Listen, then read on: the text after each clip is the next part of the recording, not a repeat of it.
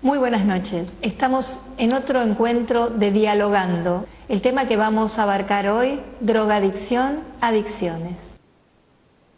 Muchas veces en mi carrera profesional observo con tristeza, porque yo me entristezco cuando veo estas cosas, cómo la familia entrega a un hijo a la sustancia, al alcohol, a la marihuana y a otras drogas.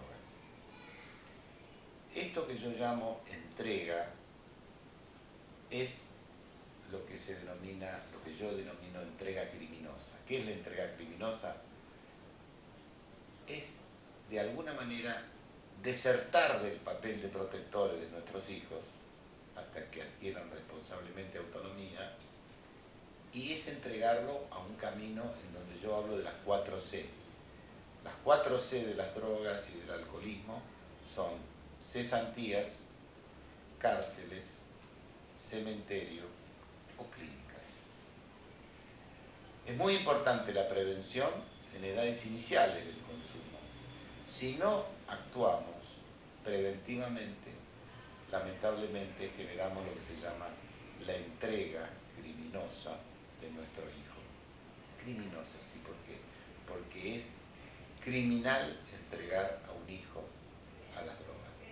Incluso hay muchas legislaciones en el mundo en donde cuando un padre no actúa luchando para que su hijo se recupere, se lo alerta judicialmente e incluso se lo pune por abandono de persona, y se forma o se crea la posibilidad de que el chico sea adoptado por otra familia.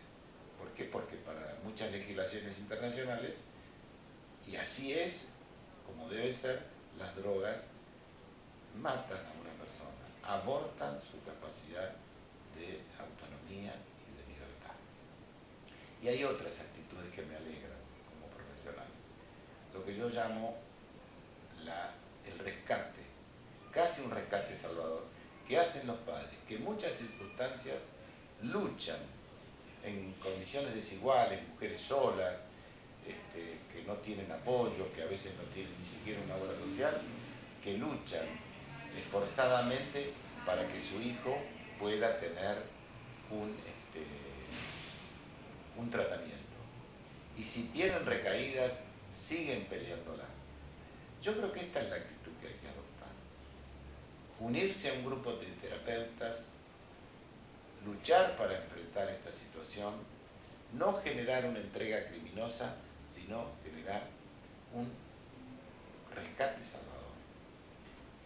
Hay muchas escenas que yo he vivido de padres que han luchado activamente para que sus hijos se recuperen en condiciones muy desiguales, incluso con maridos con compañeros que consumen y que tuvieron que abandonar ellas por golpes o por distintas circunstancias de la vida, en condiciones muy desiguales, con muy pocos familiares que las podían ayudar. Estas madres lucharon para torcer el destino de muchos hijos que seguían el camino de ese hombre padre que era un consumidor.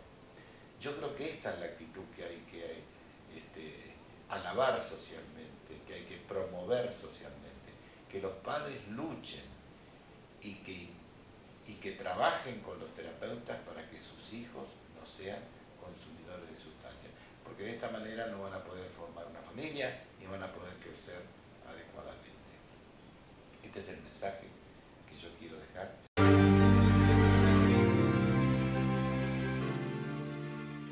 Autoestima, el tema que vamos a tratar hoy. Padre, autoestima desde la fe, vamos a verlo un poquito. Sí, está muy bien que hagamos la diferenciación, porque bueno, los distintos enfoques, si bien van a llegar a un punto en común, son importantes, ¿no? Yo diría, desde la fe me parece que hay que partir del gran mandamiento de Jesús, ¿no?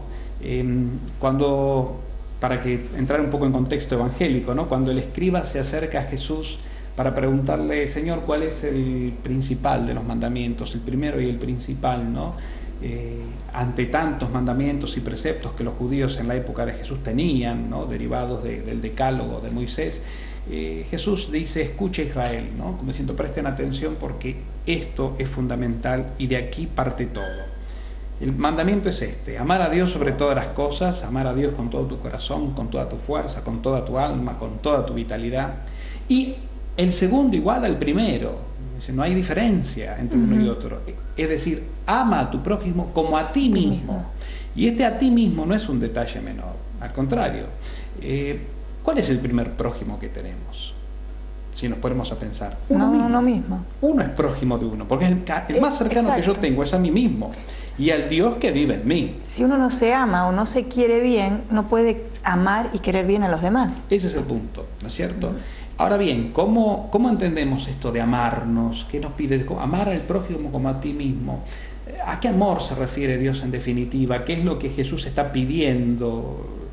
Bueno, cuando hablamos de mandamientos, partimos de esa base, no hablamos de actitudes despóticas de un Dios que, porque es Dios, manda y baja línea y no te queda otra que cumplir. Exacto. Al contrario, es más bien una revelación de amor. Cuando Dios nos da un mandamiento, nos muestra un camino de liberación, de plenitud y de verdadera felicidad.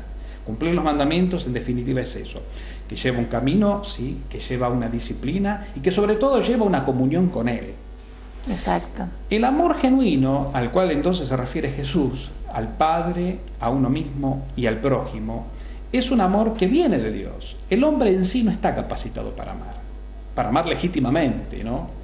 Si hablamos de un amor humano, le decimos amor a algo que realmente no es. ¿Por qué? Porque se limita a sentimientos, a afectos, actitudes propias de las emociones. Ya les digo. Arrancamos en 1, 2, 3. Si hablamos de un amor humano, obviamente que limitamos al amor a algo que realmente no es. El amor humano serían sentimientos, afectos, pulsiones propias del hombre, ¿no es cierto?, que a veces se reducen a lo pasional o a lo meramente afectivo. En cambio, cuando hablamos del amor de Dios, hablamos de una potencia muy poderosa y sobrenatural, por medio de la cual el mismo Dios creó todas las cosas. Dios crea por amor, esa fuerza que es propia de Dios. Por eso a Dios decimos, ¿cómo lo podemos a Dios definir? Y Dios es amor. ¿Y cómo se define el amor divino? Y se define así, como Dios mismo. No tiene una definición literal, podríamos llamarlo. Entonces, Dios nos crea por amor, Dios nos hace hijos por amor, Dios nos redime por amor a través del Hijo Jesucristo. Y Dios nos capacita porque llena nuestra vida de su amor. ¿Para qué? Para que podamos nosotros amarlo a Él con el amor con el cual Él nos ama y amar al prójimo y a uno mismo con ese mismo amor. Entonces, madurando y descubriendo esa fuerza sobrenatural que reside en nosotros, es decir, la misma presencia de Dios en nosotros, ahí es donde nosotros podemos avanzar y ahí es donde nosotros podemos llegar a la plenitud de este amor y de esta autoestima legítima. Exacto. Es lo que decíamos, que si no tenemos nosotros y no sentimos ese amor, no lo vamos a poder brindar a los demás. Exactamente. Y en esto es importante pensar en cosas muy concretas. El hombre vive las crisis de la vida, ¿eh? Las crisis que son propias de las etapas. Crisis es crecimiento, es enfrentar el camino cotidiano, las luces, las sombras, el reencuentro con uno mismo, la propia realidad, la propia historia personal cargada de heridas, de luces y sombras. Bueno, toda esa conjunción humana es lo que hace al misterio del hombre, que somos cada uno de nosotros, y cada uno carga con su propia realidad. Hay que asumirla, esa propia realidad, hay que conocerla, esa propia realidad, y hay que asumirla desde el amor para poder lograr amar y perdonar aquello que realmente uno tiene que perdonar en la vida y poder planificar lo bueno para llevarlo realmente a potenciarlo de una manera extraordinaria. Entonces, ante un acontecimiento determinado, por ejemplo, una agresión recibida, una ofensa recibida, donde a veces nosotros solemos cerrar el corazón y decir, me hizo un daño tan grande, no lo puedo perdonar. Sin embargo, Dios nos está invitando a amar al prójimo y a perdonar al prójimo, como Dios nos perdonó. ¿Cómo se hace entonces? Bueno, ahí hay que recurrir a esto que venimos diciendo, al punto de partida, a la esencia del amor. Señor, dame la gracia de poder amar con el amor que vos me amás a mí. Dame la gracia de poder perdonar con el mismo perdón misericordioso con el cual vos me perdonás a mí. Es decir, que yo sea un instrumento de tu amor y de tu perdón, de tu misericordia y de todo lo que deriva de eso hacia los demás y hacia uno mismo. Por eso es bueno Pero qué bueno poder lograrlo eso, ¿no? Pero lamentablemente el ser humano le pasa lo siguiente, yo digo porque seguramente a mucha gente le debe pasar esto con la autoestima, ¿no es cierto? Nos agreden o nos maltratan y nuestra autoestima es como que decae y ahí nos agarra toda clase de bicho, por decirlo así, depresión, claro. Y nos vamos cayendo de a poco y esos están atentando con nuestra autoestima porque no tenemos esa firmeza, como mencionaba usted, del amor de Dios. Eso se logra en una experiencia de encuentro con Dios. No se puede realmente vivir esto, llevar a plenitud esto que vos bien haces referencia, si nosotros no tenemos previamente una experiencia del amor de Dios a través de la intimidad con Dios. Exacto. La intimidad con Dios se hace en la oración. Y Jesús sigue siempre dándonos el ejemplo básico a todo esto. Jesús, aún siendo en su vida terrena, en su vida histórica, Él se iba a rezar y pasaba noches enteras en oración, en encuentro personal, íntimo con su Padre. Y ahí se reencontraba, por decirlo de alguna manera, con ese Dios Padre y ese Dios Espíritu que forman una única realidad divina, ¿no? Como que Jesús cuando se iba a rezar, era como que volvía de alguna manera a tener un espacio de cielo de donde Él había descendido. Y luego volvía nuevamente al encuentro para llevar adelante la misión que el Padre le había encomendado. Entonces, cada uno de nosotros estamos llamados a eso, a parar un poco la pelota, a tratar de buscar un espacio de silencio y soledad cotidiano. Cada uno en su casa tendrá que hacerse su propio oratorio, y no para eso habrá que construir cosas raras, sino buscarse ese rinconcito de intimidad con Dios. Y alejándonos, y es un desafío, del mundanal ruido, tanto interno de la casa como externo, ¿no? Allí, en el silencio, tomar conciencia de que Dios está conmigo y que yo estoy con Él, que a Dios le intereso, que para Dios valgo mucho, que Dios no me creó por casualidad, que mi vida no es un azar, sino es un deseo del amor de Dios, es una decisión de Dios. Y Dios, cuando toma una decisión de amor, no se echa atrás, no se arrepiente, no tiene marcha atrás. Nosotros los hombres somos, vamos y venimos, somos ambivalentes. Dios no. Dios es un presente continuo y un sí incondicional. Lo tenemos que creer y estar seguro de eso para poder ponerlo en práctica, ¿no es cierto? Porque nos cuesta muchas veces eso, ponerlo en práctica porque no lo creemos que es así. Es un tema de fe. Es un tema de fe, que también es un don. Fíjense ustedes que las tres virtudes teologales, como las conocemos, ¿no? Desde la teología clásica, la fe, la esperanza y el amor, son virtudes que vienen directamente de Dios y son infundidas en el alma del hombre desde el día del bautismo y para siempre. Entonces están en nosotros, pero requieren de nosotros obviamente una adhesión, es decir, un desarrollo. Es un don, pero exige una tarea, una respuesta libre. Entonces, desarrollar la fe es, bueno, ir al encuentro de aquel a quien yo tengo fe, con la fe que tengo, ¿sí? Con esa experiencia de fe que tengo, que puede ser a veces mucho más fervorosa que en otros momentos, sí. Pero no importa. Puede tener altibajos también. Exactamente. La fe no pasa por los sentimientos. Exacto. O sea, obviamente, si se quiere, pasa por ahí, pero no es el origen de la fe el sentimiento. Yo puedo estar en un momento de mucha depresión o de mucha angustia por situaciones legítimas de la vida, y eso no quiere decir que no tenga fe. Exacto, la fe tiene que estar en todo momento. Exacto, es algo que inamovible, que tiene que estar. Está convencido de que está, convencete de que está. Entonces yo, Señor, me voy al encuentro contigo con la fe que tengo. Yo siempre cuento esta anécdota muy breve que haciendo ejercicios espirituales hace varios años con un sacerdote jesuita, un hombre mayor, el Padre Horacio, a quien recuerdo mucho, ¿no? Un día haciendo ejercicios y charlando con él en una plática espiritual, contándole experiencias que iba yo viviendo en los ejercicios espirituales, yo le decía, Padre, yo noto que tengo poca fe y le pido a Dios que me aumente la fe.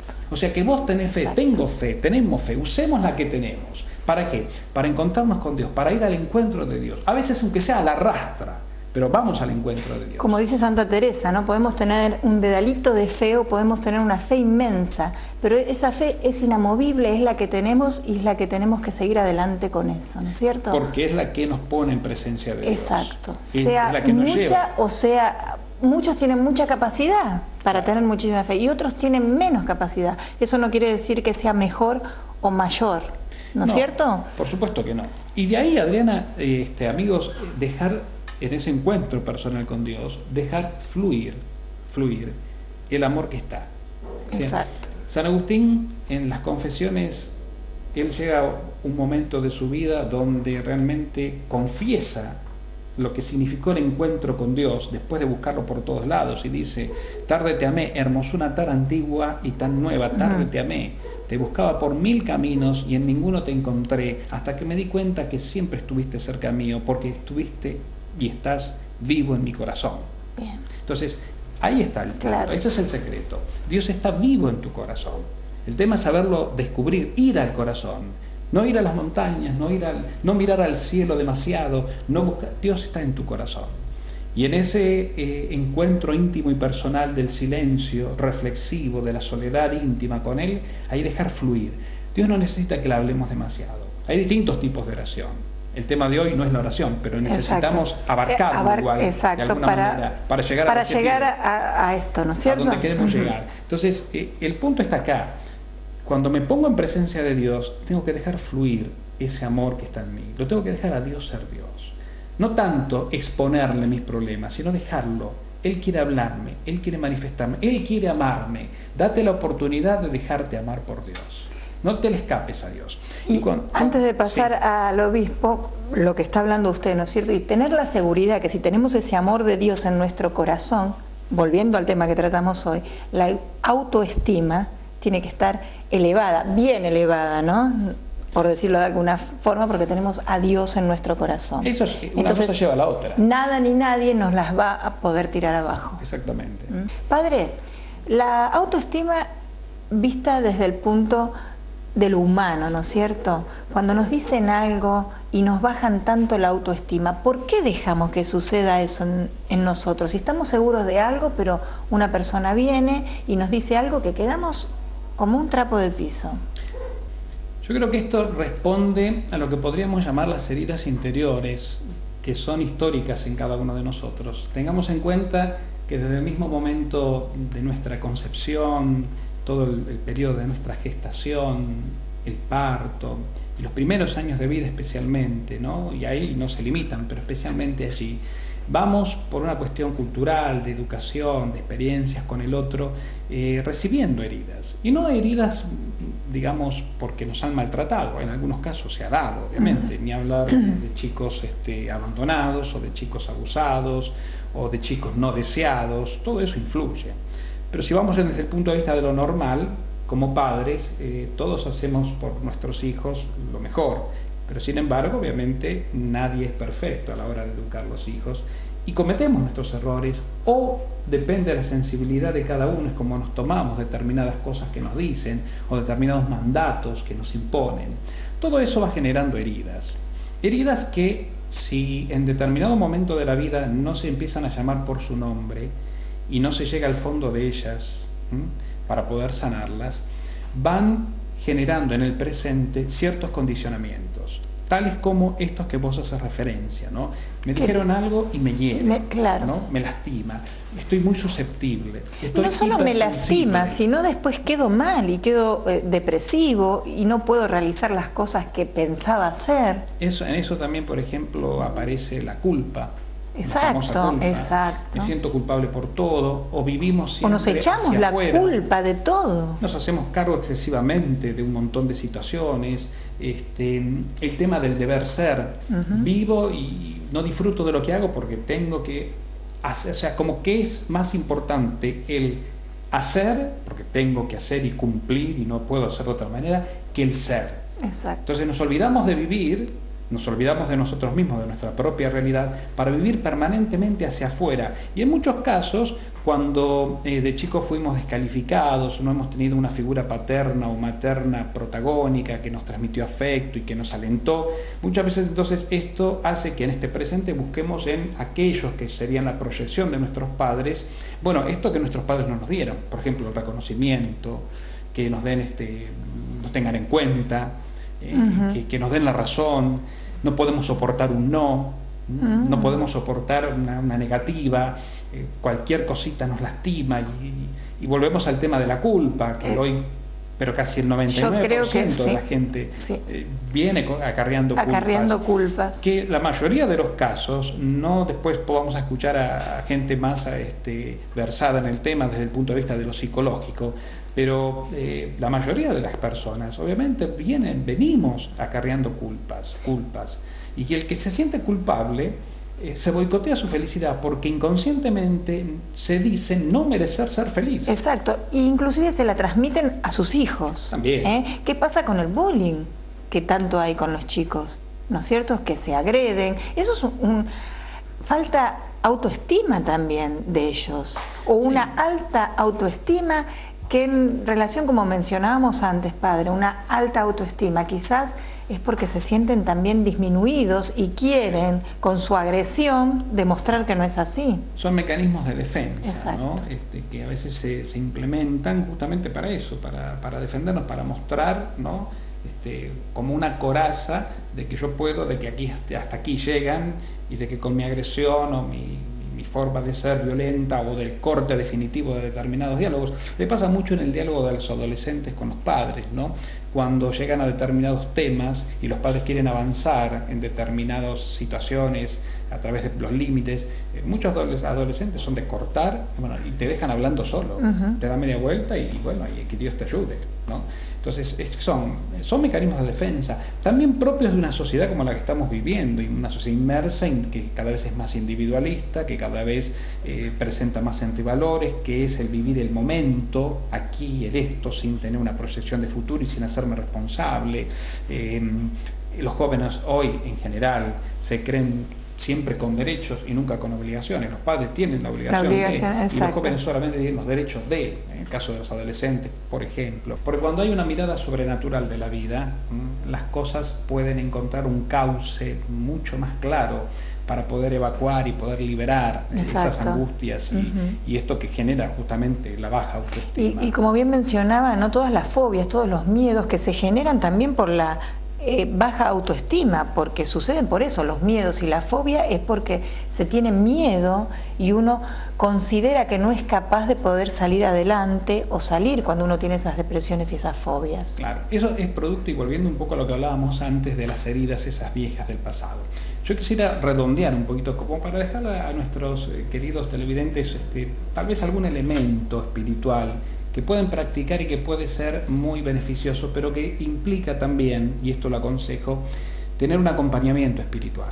Es decir, buscar un sacerdote amigo, de confianza, que puede ser tu párroco, o alguien realmente que esté bien preparado en lo que es la vida espiritual, con experiencia, para que nos acompañe en esto de la sanación interior. La sanación interior justamente consiste en ¿qué? En ir a ese rinconcito, como decíamos hoy, de la soledad y del silencio para el encuentro con ese Dios vivo y verdadero que está en mi corazón, y allí preguntarle al Señor, sobre todo cuando empezamos a experimentar estos síntomas de la baja autoestima, en cualquiera sea la dimensión que se presente, y decirle: Señor, mostrame las heridas, cuáles son mis heridas que yo realmente tengo que descubrir de mi pasado y que todavía están abiertas. Mostrame de qué se trata esa herida, cómo se produjo, quién me la produjo.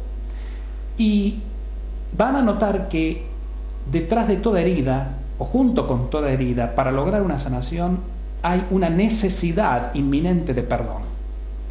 Cuando nosotros podemos perdonar por la herida recibida, sea a nuestros padres, sea a nuestros hermanos, sea a quien sea, nos liberamos. Nosotros podemos, por el perdón, exactamente encontrar el paso primero y fundamental de la sanación. El perdón puede ir por 3 niveles, depende de la herida. Perdón a un tercero, que como decíamos puede ser nuestros padres, porque nos marcaron líneas muy duras, muy exigentes, o porque en determinado momento de la vida nos abandonaron. Yo les voy a contar un breve ejemplo de un caso que atendí en algún momento sobre lo que es las heridas, ¿no? Y cómo, cuando no están sanas, cómo determinan el presente de un adulto. Esta persona me contaba lo siguiente: venía experimentando experiencias de soledad, no podía estar solo y tenía miedo al abandono, pero terror al abandono. De hecho, con tal de no estar solo, muchas veces se complicaba la vida buscando hasta compañeros o parejas que terminaban complicando la vida. Más la vida, sí. Todo era ¿para qué? Para tapar esa ausencia y ese por favor no me dejen solo. Cuando uno empezó a trabajar desde la oración y desde la sanación interior, pidiéndole al Señor justamente esa luz, en un momento de oración ella sintió una emoción y recordó que cuando tenía apenas más o menos 4 años, su mamá estaba en su casa, ¿no es cierto? Ella vivía con su mamá y con el resto de la familia, siempre estaba en casa y ella estaba durmiendo. Todos los días cuando se levantaba a media mañana decía mamá, y mamá inmediatamente dejaba lo que estaba haciendo para venir a levantarla, sacar el pijamita, ponerle la ropita, hacerle el desayuno. Un día mamá dijo, tengo que ir a hacer un mandado, y se fue. Mientras la nena duerme, me voy a hacer el mandado, y se fue a la panadería, a la carnicería. En ese momento la nena se despierta y claro, mamá no respondió. ¿Dónde está mamá? Se levantó, la buscó por todos lados, entró en una crisis de llanto, de desesperación. Mamá me dejó, me abandonó. Hasta inclusive salió a la puerta de calle, contaba ella, y le venía en el recuerdo. Estamos hablando de una persona adulta que se remitió a los 4 años, hasta ahí el Señor me mostró. Y que el vecino salió porque la escuchaba, bueno, calmate, ya va a llegar mamá. Y decía, al rato llega mamá. Y mamá la ve llorando, ¿qué te pasó? Mamá, me dejaste. Bueno, eso que fue un simple, entre comillas, descuido de una mamá que se voy a comprar el pan, aprovecho que la nena está durmiendo, voy y vengo, y que fue así, significó para esta nena que se despertó en ausencia de su madre una herida que después, hasta no haber sido sanada, desde el momento en que ocurrió, generó un montón de temor. Inclusive decía, cuando yo hice mis primeros campamentos, ya siendo preadolescente, la pasaba bárbaro, pero a la noche me despertaba y pensaba, ¿y si yo estoy acá y en mi casa aprovechan la ocasión para irse y yo llego y no encuentro a nadie?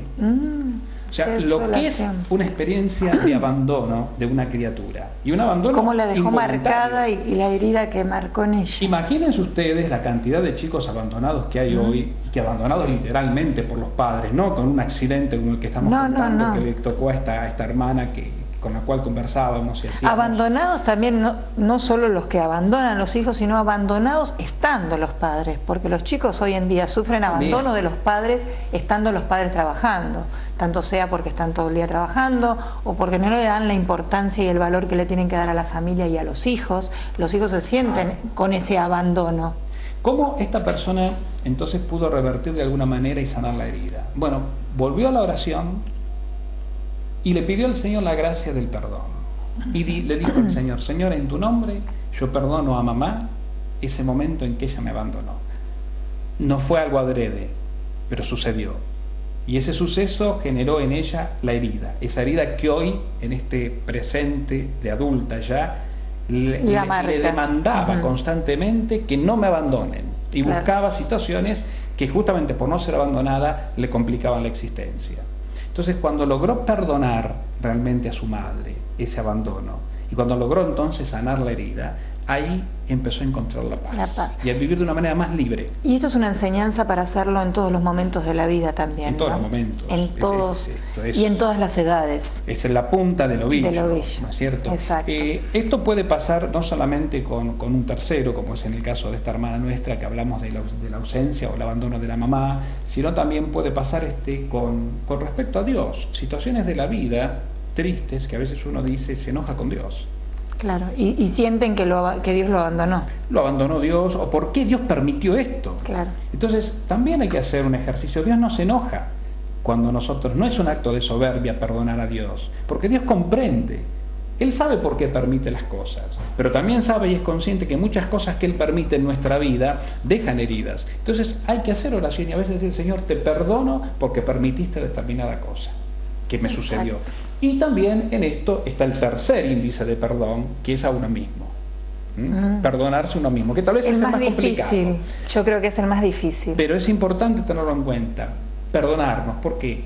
Y bueno, porque Dios nos ama como somos. Perdonarnos, ¿qué implica? Aceptarnos como somos, aceptar nuestra historia, redimir nuestra historia, reconciliarnos con nuestra historia, valorarnos así como somos, porque muchas veces tenemos un montón de dones, de gracias, de carismas y de bendiciones que no nos damos cuenta y que nosotros terminamos de creer y descubrir porque estamos en negativizados. Y hay que ponerse en positivo. Entonces perdonarnos a nosotros mismos es también un paso de elevación de la autoestima, porque Dios te ama como sos. Y cuando uno vuelve al punto de partida de la oración, deja fluir ese amor vivo de Dios en tu corazón, lo dejas salir para afuera. Dios quiere sacarlo, Dios quiere revelarlo, Dios quiere que lo sientas y se lo permitís en la oración y en la entrega, en el abandono. Uno ahí empieza realmente como a empezar a sentir un perfume espiritual en sí mismo. Y ese perfume espiritual es un poco aprender a ver la vida más en positivo. Exacto, esa fragancia es lo que cambia nuestra vida. Padre, tenemos que ir cerrando el programa. Yo le agradezco nuevamente y siempre sus buenos consejos para Estoy muy todos. contento de haber vuelto realmente después de este impasse y agradecido porque realmente estar acá y bueno, y compartir desde los medios de comunicación, como siempre lo digo, las cosas de Dios, a mí en lo personal me gratifica y me hace mucho bien. Y es de la casa.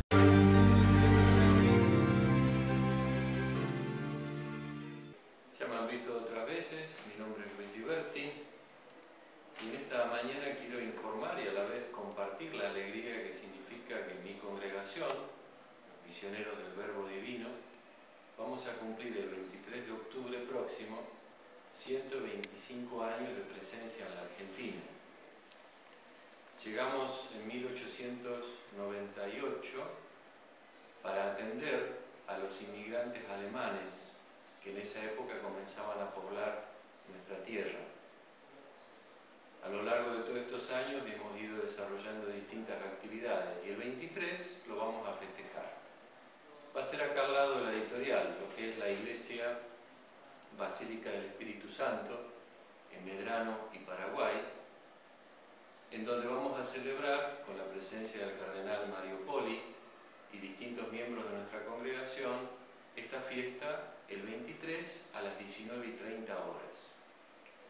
Para quienes quieran tener más datos, más información, en la página web de nuestra congregación, sbdargentina.com.ar, ahí está todo lo que significa nuestra próxima fiesta. Es un momento de alegría, de gozo, de mirar nuestro pasado y ver nuestro presente para seguir proyectándonos en este tiempo nuevo de la evangelización que como misioneros deseamos seguir ahondando en nuestro país. Serán todos muy bienvenidos y bien recibidos para compartir este grato momento. Muchas gracias.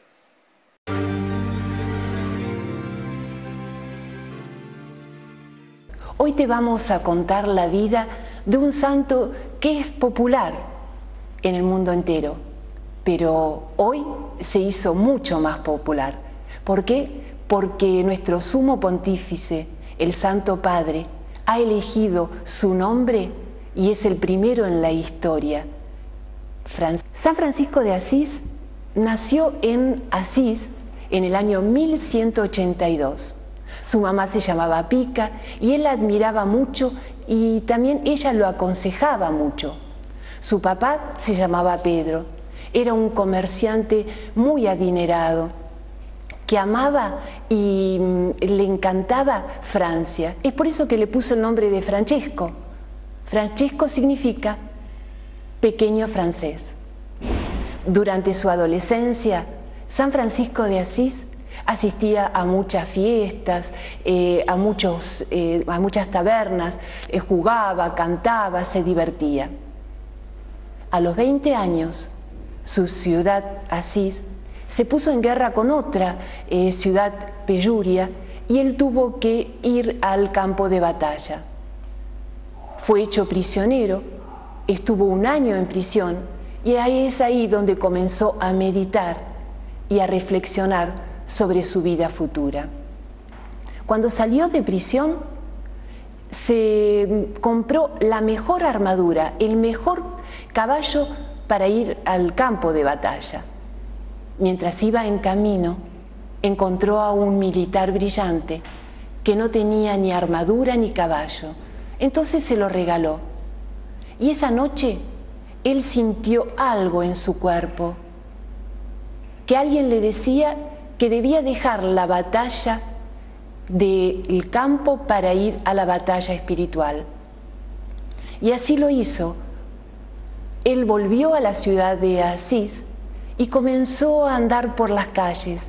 La gente lo veía solitario, lo veía meditabundo y decía, Francisco se enamoró. Y él decía que sí, que se había enamorado y se enamoró de la pobreza, de cómo vivía Jesús. Francisco, mientras recorría las calles, vio venir a un leproso y sintió como repugnancia, pero después pensó y dijo, tengo que ir a besarlo. Y así lo hizo. Y cuando besó a ese leproso, sintió que Dios le dio mucha fuerza y mucha luz. Mientras estaba rezando ante un crucifijo en la capilla San Damián, sintió 3 veces la voz de Jesús que le decía, Francisco, debes restaurar mi iglesia porque está en ruinas. Él miró la iglesia donde estaba, que era San Damián, y vio que las paredes sí estaban rajadas, y él pensó que debía reconstruir esa capilla. Fue a su casa, tomó sus cosas, algunas telas de su padre, y comenzó a venderlas. Y con ese dinero fue y se lo llevó al párroco de la capilla San Damián. Y le dijo que quería quedarse a vivir ahí, porque quería restaurar esa iglesia. El párroco dijo que sí, que se podía quedar, pero que no aceptaba el dinero porque su padre se iba a enojar mucho. Y así fue. Su papá se enojó muchísimo, fue a verlo al obispo y dijo que lo iba a desheredar. Entonces, cuando Francisco escuchó lo que su padre decía, se despojó de sus ropas y le entregó todo. El obispo le acercó una túnica de unos trabajadores, una túnica de una tela muy simple de color marrón y que llevaba un cordón en la cintura. Francisco la tomó y con una tiza hizo en el pecho una cruz y fue la vestimenta que él usó hasta el día de su muerte, y es la que hoy usan su congregación, los franciscanos. San Francisco de Asís amaba la naturaleza, amaba los animales, le cantaba, hacía poemas. Es por eso que él es el protector de los animales, el protector de los veterinarios. Francisco iba por las calles de Asís pidiendo limosna para poder reconstruir esa pequeña capilla. Y así lo hizo, la reconstruyó y la llamó la Porciúncula. Este nombre es muy querido por todos los franciscanos del mundo entero, porque en esa capillita es donde comenzó la comunidad franciscana. Porciúncula significa pequeño terreno. Era una pequeña finquita donde los benedictos le dieron a San Francisco ese lugar, porque a él le gustaba mucho, porque era muy solitario y muy pacífico y podía estar en contacto con la naturaleza. Allí comenzó a unirse un grupo de amigos que después resultaron ser 12. Pedían la autorización al Santo Padre para formar esta congregación, pero no se las autorizaba porque decía que sus reglas eran muy estrictas. Entonces los 12 decidieron ir desde Asís caminando hasta Roma. Y así lo hicieron. Llegaron a Roma, el Santo Padre los recibió y después de mucho conversar, le dijo que sí, que iba a autorizar para que se formara esta congregación franciscana. Llegaron a Asís contentos, pero le pidieron a San Francisco que fuera a Egipto porque había rumores de guerra. Francisco fue para ver al sultán y a los mahometanos, pero no pudo convertirlos. Pero sí ellos quedaron admirados por la sabiduría y por la simpleza de esta persona. Francisco de ahí pasó a Tierra Santa. Es por eso que hoy en día los franciscanos son los guardianes de los lugares donde nació Jesús. San Francisco de Asís murió jovencito, a los 44 años, pero rodeado de la alegría, de la paz y de la naturaleza con la que él había vivido.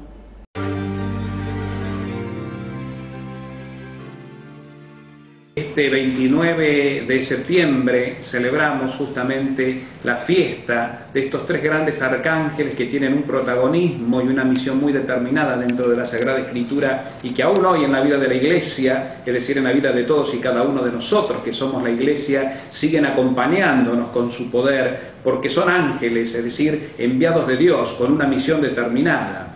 Los ángeles son seres espirituales, espíritus puros, que a diferencia del hombre, que somos espíritu y materia, ellos no tienen lo que podríamos decir es esa forma humana o esa forma táctil que nosotros la podemos tocar con los sentidos. No se los ve, son espíritus puros. Pero como espíritus puros no por eso dejan de ser menos eficaces, sino que por el contrario, tienen la gracia de Dios. Y por haber sido fieles a Dios siempre y estar al servicio de Dios, están en permanente adoración al Señor, adorándolo, bendiciéndole, dándole gloria, poder y majestad al único Dios verdadero, ese único Dios verdadero que nos ama y nos protege y también lo hace a través de ellos. Y por eso decimos que en la Sagrada Escritura aparecen distintos niveles, como distintas jerarquías angelicales o espirituales, entre las que aparecen en primer término lo que conocemos con el nombre de arcángeles, particularmente estos tres, Miguel, Gabriel y Rafael. Y yo quisiera, miren, ir a remitirme a la voz de los santos, particularmente a San Gregorio Magno, que ha escrito tan bellamente sobre los tres arcángeles, y compartir la reflexión que él hace sobre el porqué de cada uno de ellos y el significado del nombre de cada uno de ellos en cuanto a la función que según la Sagrada Escritura nos presenta a nosotros han tenido en beneficio de la humanidad. Y cuando hablamos justamente de ellos decimos, Miguel significa ¿quién como Dios? Gabriel significa fortaleza de Dios y Rafael significa medicina de Dios. Por esto, cuando se trata de alguna misión que requiere un poder celestial, ha sido enviado Miguel, dando a entender por su actuación y por su nombre que nadie es como Dios, ni nadie puede hacer nada bueno sino solo Dios. De ahí que aquel antiguo enemigo, el demonio, que por su soberbia pretendió igualarse a Dios, diciendo, escalaré los cielos por encima de los astros divinos y levantaré allí mi trono, me igualaré al Altísimo, nos es mostrado luchando contra el arcángel Miguel, cuando al fin del mundo será desposeído de su poder y destinado al extremo suplicio, como nos lo presenta el apóstol Juan, cuando nos dice, se entabló una batalla con el arcángel Miguel. Si seguimos avanzando, reconocemos que a María le fue enviado el ángel Gabriel, todos conocemos el anuncio del ángel, cuyo nombre significa, decíamos, fortaleza de Dios, porque venía a anunciar a aquel que, a pesar de su apariencia humilde, había de reducir a los principados y a las potestades. Era pues natural que aquel que es fortaleza de Dios anunciara la venida del que es el Señor de los ejércitos y héroe de las batallas. Y por último, el arcángel Rafael, que significa, como dijimos, medicina de Dios. Este nombre le viene hecho de haber curado a Tobías cuando tocándole los ojos con su mano lo libró de las tinieblas de la ceguera. Sí, pues, había sido entonces enviado a curar, con razón es llamado Rafael, medicina de Dios. Por eso, tal cual decíamos la vez pasada, recurrir a los ángeles y a los arcángeles es también un camino de vida, de crecimiento y de maduración espiritual. Es una forma de abrir también la mente y el corazón comprendiendo que Dios se vale de estas sus criaturas, dándoles poder, dándoles potestad, enviándolos con autoridad para que en su nombre nosotros podamos recurriendo a ellos y refugiándonos en ellos, adquirir nosotros no solo protección, sino fortaleza, guía y sabiduría, de manera de poder encarar nuestra vida con fidelidad, haciéndole frente al enemigo y con la ayuda de ellos, venciendo todo tipo de tentación, de obstáculo, venciéndonos a nosotros mismos en cuanto a lo negativo y lo viejo que hay en nosotros mismos, y pudiendo también encontrar protección contra las acechanzas del mal. Recordemos, queridos hermanos, que el mal existe, que el demonio existe, que es un ángel caído, que en su momento fue creación de Dios y fue un ángel tan bueno como todos los ángeles, pero que por su soberbia, como recién lo decíamos cuando aludíamos a este santo en su reflexión, quiso asemejarse a Dios y por eso cayó en el pecado más grave de todos, queriendo ocupar el lugar de Dios, haciendo a un lado de su vida a Dios. El pecado de la soberbia, que después transmitió también al hombre cuando los hizo caer en el pecado original, allá en los comienzos del libro del Génesis, a nuestros primeros padres Adán y Eva. Ese pecado de soberbia que fue transmitido al hombre tiene una raíz en el corazón de los ángeles caídos. Estos demonios entonces también atacan, y atacan de mil maneras, pero fundamentalmente por medio de la mente. Cuando introducen en un alma deprimida o débil pensamientos de angustia, pensamientos que nos llevan a pensar negativamente, pensamientos autodestructivos, pensamientos de culpa, pensamientos de confusión, pensamientos de broncas, de odios, de rencores, en fin, los malos pensamientos que conocemos como nombres que muchas veces llevamos al confesionario. Padre, tengo malos pensamientos, pensamientos que me autodestruyen. Bueno, todos esos pensamientos que nos autodestruyen nos generan en nosotros sensaciones negativas en contra de los otros hermanos, no vienen de nosotros mismos y por supuesto mucho menos vienen de Dios, sino vienen de este mal, de este enemigo, de este mal ángel que ronda como león rugiente buscando a quien devorar y que mete en nuestra mente ese tipo de pensamientos que si nosotros somos ignorantes y no nos damos cuenta, creemos que los generamos nosotros mismos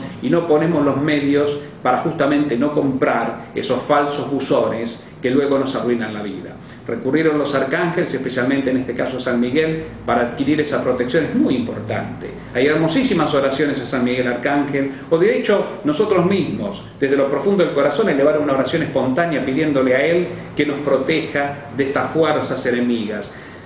Como hay gente en el mundo que hace el bien y que le reza a Dios por los demás para que obtengamos bendiciones, hay gente también en el mundo que lamentablemente, confundida y enferma, hace pactos con el demonio. Hoy en esta época hay un montón de sectas satánicas y sectas que tienen mucho que ver justamente con la maldad.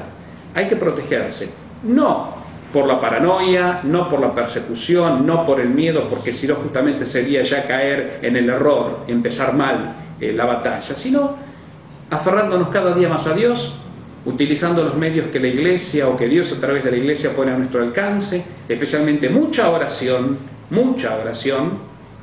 la vida sacramental, es decir, la confesión frecuente porque es un sacramento de purificación, de sanación y de protección, y por supuesto la Eucaristía como punto más alto, como fuente y cumbre de nuestro encuentro con Dios, escuchando la palabra y recibiendo dignamente el cuerpo de Cristo, especialmente el domingo, que es el día del Señor, el día de la resurrección, el día de la victoria de Cristo sobre la muerte y el mal en favor de todos y cada uno de nosotros. Hermanos, abramos nuestro corazón a Dios, Dios nos ama, confiemos en los arcángeles, recurramos a ellos, invoquemos su santa presencia, que vamos a encontrar sin duda la paz para vivir en paz y ser instrumentos de paz. Como siempre han sido muy amables y será Dios mediante hasta nuestro próximo encuentro.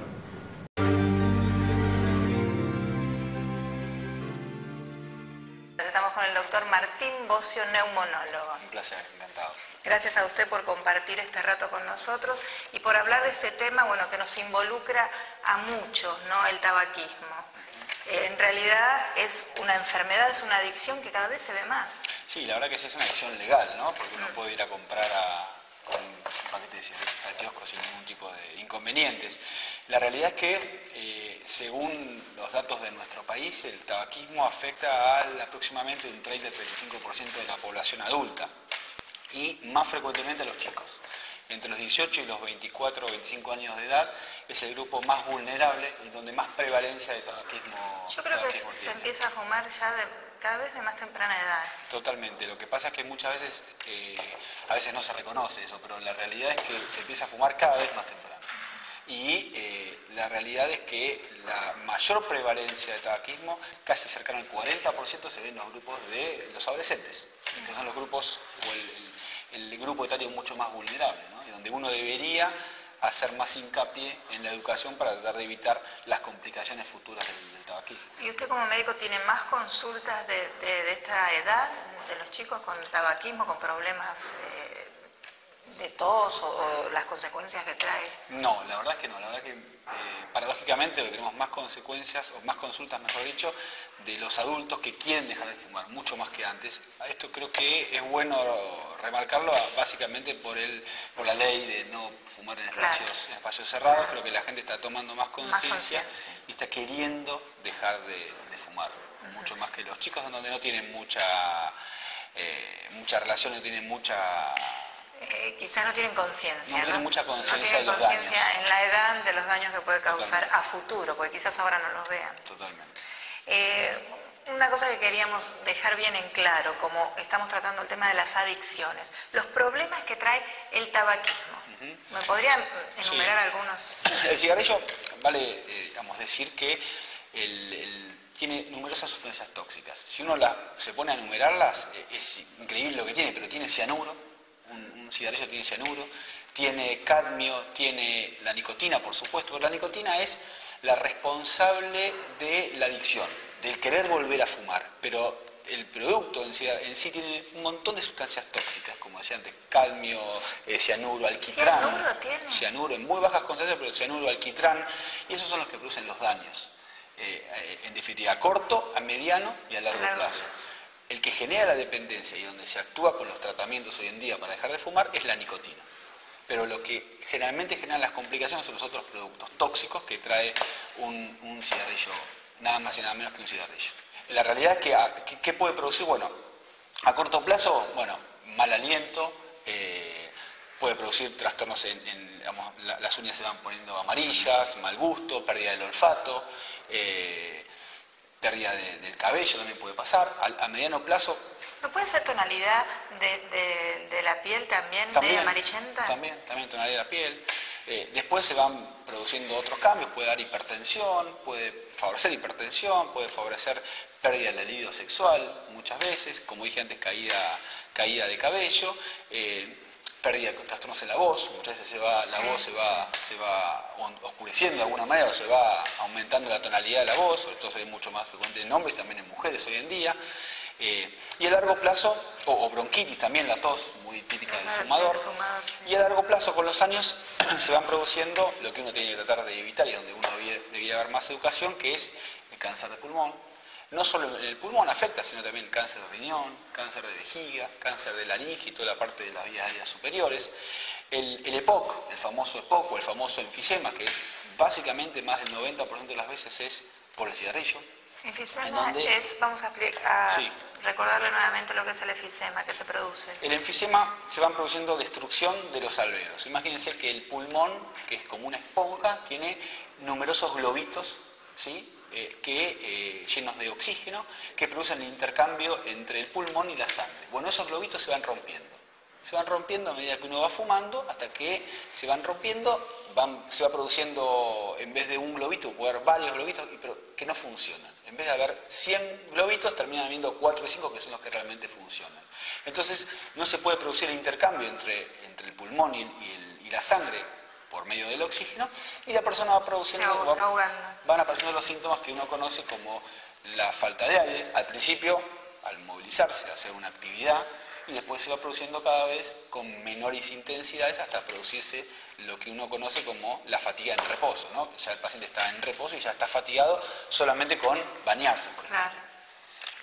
Pero eso es típico del enfisema. Son destrucciones de los alvéolos, que son los que producen el intercambio gaseoso. Quizás es muy duro lo que estamos diciendo, ¿no? Pero es para tomar conciencia y para ver lo que sucede y lo que se puede evitar para tener una vida más sana. Y nosotros, lamentablemente, lo que vemos es muchos pacientes cuando ya quieren dejar de fumar, como que ya hay un daño a nivel pulmonar. Pero así todo es importante que dejen de fumar porque si bien es una enfermedad que no es reversible, hoy se considera parcialmente reversible. Como que uno parte con los tratamientos puede devolverle algo de capacidad. Pero lo más importante es que dejen de fumar. ¿Qué tiene de cierto cuando dicen hasta los 40 años se fumó y después ya el daño está causado? ¿Es así? ¿Están así? La única manera de saberlo eso es con una espirometría. Después de los 40 años, todo paciente que ha fumado desde la adolescencia o de la adultez hasta los 40 años y más, tiene que realizarse una espirometría en forma anual. La única manera de diagnosticarlo es con la espirometría del EPOC. Entonces uno hace una espirometría anualmente y va viendo cómo está la capacidad pulmonar de ese paciente. En cuanto ve que esa capacidad va disminuyendo o empieza a disminuir, es el momento para dejar de fumar. Obviamente el momento es nunca fumar, claro, ¿no? Y cuanto antes deje mejor. Pero bueno, una manera de verlo es siguiéndolo con la espirometría. Cuando cae la espirometría ya tiene diagnóstico de EPOC. Eso ya es inevitable. Pero si deja de fumar cuando tiene una obstrucción pulmonar muy leve, no va a tener repercusión funcional. Consecuencias. Ahora, cuando sigue fumando y la capacidad pulmonar sigue cayendo, cuando ya deja de fumar, obviamente los síntomas van a estar y va a tener progresión de su enfermedad y va a producirse la tos, la fatiga, ante más esfuerzos y después mínimos esfuerzos. Para finalizar, ¿no? Vamos a decir algo también que es muy cruel. También produce cáncer de pulmón. Totalmente. La destrucción del pulmón. Explique un poquitito qué produce el cáncer del pulmón. Vamos a ver imágenes nosotros. Y lo hacemos simplemente para que se tome conciencia y no se llegue a esto. No, y es importante destacar que generalmente el cáncer de pulmón, que es en el 90% producido por el cigarrillo y otro pequeño porcentaje producido por el tabaquismo pasivo, o sea, los pacientes que no fumaron nunca, pero que conviven con pacientes que fuman, cuando se diagnostica generalmente es tarde, más del 80%, o sea, 8 de cada 10 pacientes cuando se diagnostican están avanzados, es decir, no tiene un tratamiento curativo, sino un tratamiento paliativo para tratar de alargar la sobrevida, pero no para curar a ese paciente. ¿Por qué? Porque generalmente cuando da síntomas es tarde, generalmente no da síntomas, una imagen, el cáncer empieza a crecer hasta que no es demasiado grande, no da demasiados síntomas, en la mayoría de los casos. Por eso es importante remarcar que la única manera de prevenirlo es dejando de fumar y no fumar nunca. Exacto, doctor. Yo le agradezco muchísimo su aporte y espero que haya servido para muchos que tienen esta clase de adicción. Gracias, nos vemos en otro programa. ¿Sí? Gracias por la invitación.